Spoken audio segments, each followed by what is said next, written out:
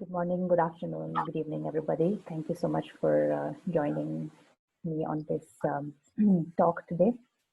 I am going to structure this presentation in two parts.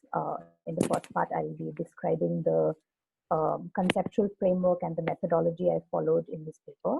And in the second part, I'll just go over my findings in a little bit of detail. I'm sure all of you have already gone through the papers, so there's a significant chunk of historical contextualization there that I'm not going to get into right now because I think people are quite familiar with the citizenship framework and the general layout of the Assam crisis. If not, I'm happy to chat about that after the part of my presentation.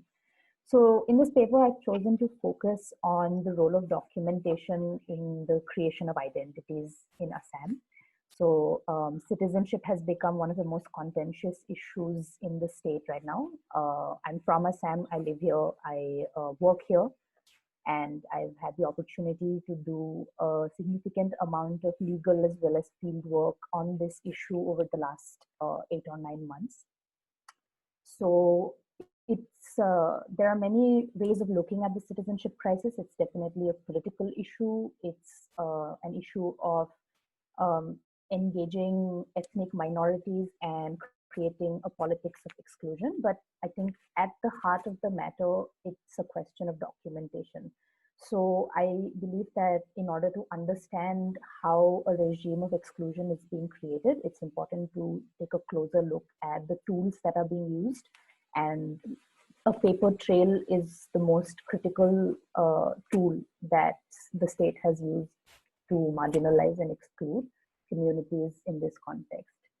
So this paper is a closer look at the politics of the paper trail and how the legal structure in Assam advances and gatekeeps the idea of documentation as exclusion.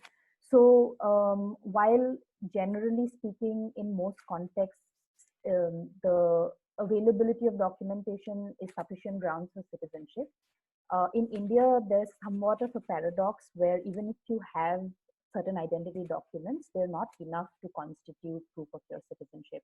So for instance, the Supreme Court has ruled that passports are not always sufficient grounds to give you citizenship. PAN cards, Aadhaar cards, electoral voter IDs, all of these have been nullified in different rulings across high courts and Supreme Courts as proof of your identity. So really speaking, if you ask an average Indian person, what is your proof of citizenship? The answers they're likely to give are not legally speaking correct answers. The courts have at various points nullified birth certificates. I mean, you name it and the courts have nullified it. So what I tried to do here in this paper is take a closer look at foreigners tribunal cases, which are the main bodies that are adjudicating citizenship in Assam.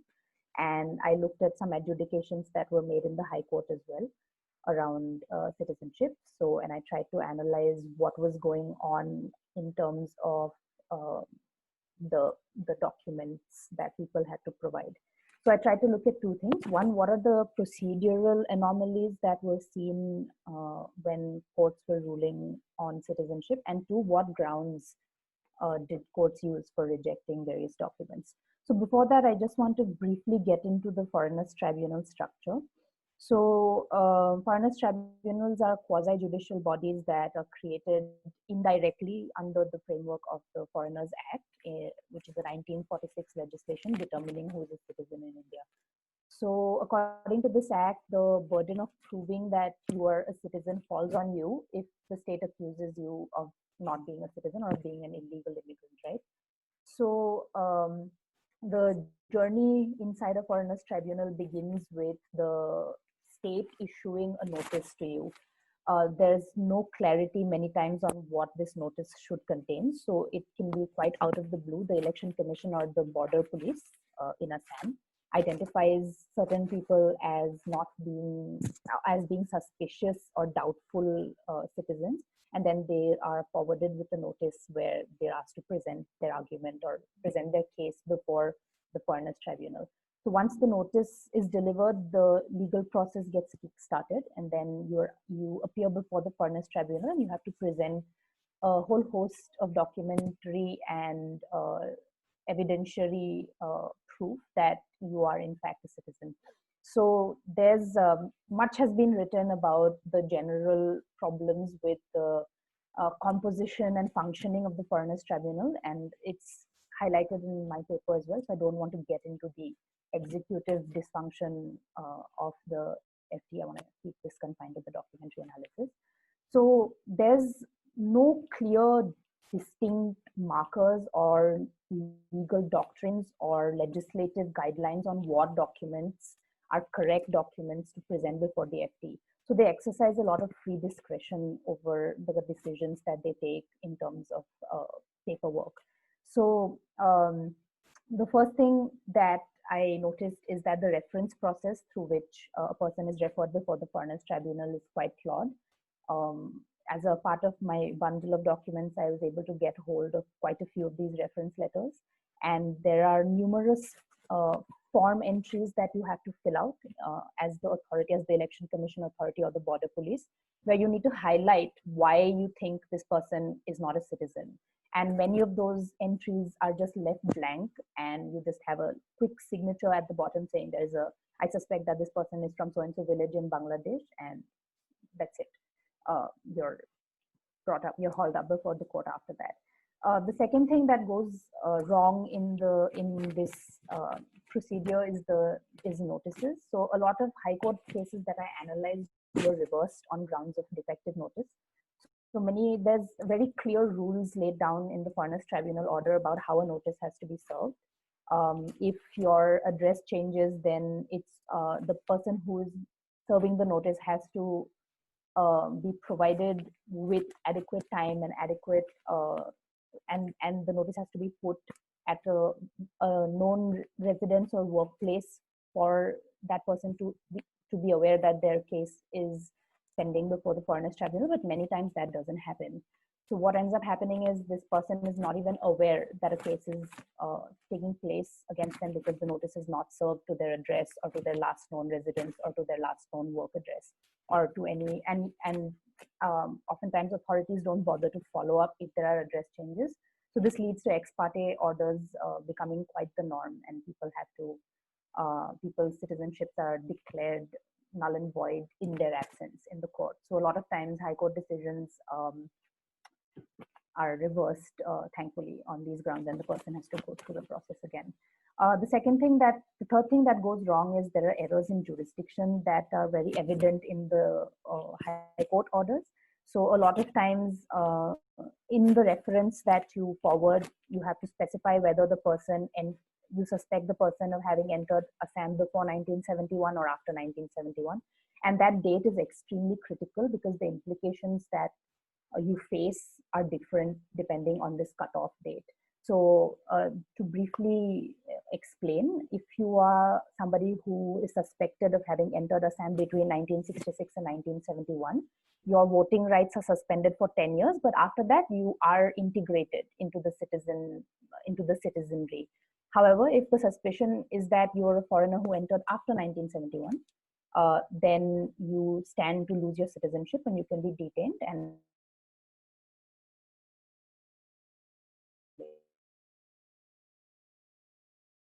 pre-1971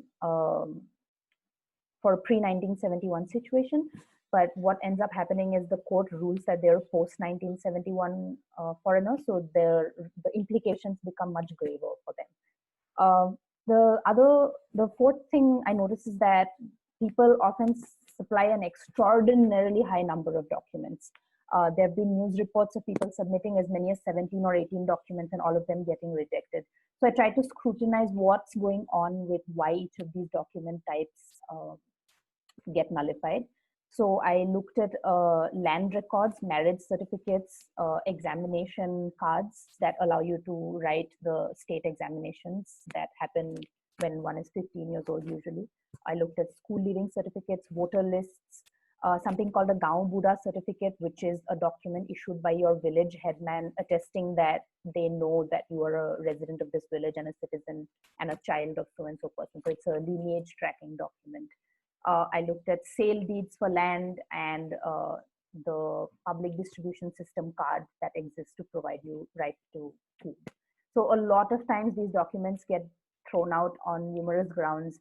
It's either because the handwriting looks a little illegible, or there are different spelling errors across different documents, or if you're unable to corroborate what is there on paper with witness testimony. So on a variety of grounds, a lot of the documents that people supply get rejected. And these grounds are very arbitrary, because as I've examined in different cases, for instance, in one case, they're willing to accept a spelling error in multiple documents, and they ignore that error and they're okay with the documentary distinctions. Whereas in other cases, these minor spelling aberrations are considered grounds for suspicion. Oftentimes, when they corroborate your documentary information with your evidence that you provide as a witness, if there are minor aberrations in the year, that in the dates or in the timelines that witnesses present that don't always coincide with the document, those are held as high grounds for suspicion. So this brings me to my fifth point. The evidentiary standard that is exercised is extraordinarily high, and that is unusual for a civil matter, because issues of citizenship are not criminal cases. Even if people are found to have violated the laws around citizenship, they're not criminals for that. These are civil issues. However, the kind of evidentiary scrutiny that is placed and the evidentiary burden that is placed on these people is extraordinarily high, to the point where one wonders at what length does the court stop making these kind of heavy analysis. Finally, there's of course a very strong gender impact on this, because of the fact that multiple times women are married off at extremely young ages, so they are unable to provide a lineage document tracing their origin to their paternal family. So that becomes a challenge, because being married to a citizen is not sufficient grounds to give you citizenship in India. You need to be able to prove that your family members arrived here before 1971, and therefore you can trace that lineage. Many times for women, this becomes an impossible task, because illiteracy rates are really high. In many instances, people are married off at very young ages before they're able to register any formal documents in the name of their family members on the paternal side. A lot of times, providing eyewitness testimony is an additional bureaucratic challenge for women, because a lot of times the persons they're able to bring to the court are not willing to accompany these women in the absence of high payments, which doesn't always work out. After I wrote this paper, I ended up doing a little bit of field work on the ground, where I was interviewing a ton of women who were going through the process or had gone through the process, and I asked them how they were able to sort of get hold of lawyers, how were they able to find the resources to fight these cases, because I was interested in the gender impact. And a lot of times they said that they had to rely very heavily on the male members in their family, where therefore I suppose led me to wonder, if one is a widow or somebody whose male members indigent or unable to support them, how the burden of proving your citizenship becomes that much higher. So at the end of all this, I think it's safe to say that the documentary regime that's been created is quite in line with the state's goal of putting up as many barriers to inclusion as possible. And this phenomenon is not just confined to Assam. I think wherever we go in the world, the border regime has become stricter and more exclusionary than ever. So I think thinking around the issues of how to navigate documentation is one of the most important things we can do. So in the future, I hope to be able to make some policy suggestions on clarifying what a good documentary regime would look like. And in the event that persons are rendered stateless, in line with the statelessness conventions and the multiple protocols that have followed, it would be useful to have some kind of documentary identity that's not necessarily a citizenship card, but is also something that might allow you the right to live and work in a certain space. So I think those are thoughts we can articulate in the future. Thank you.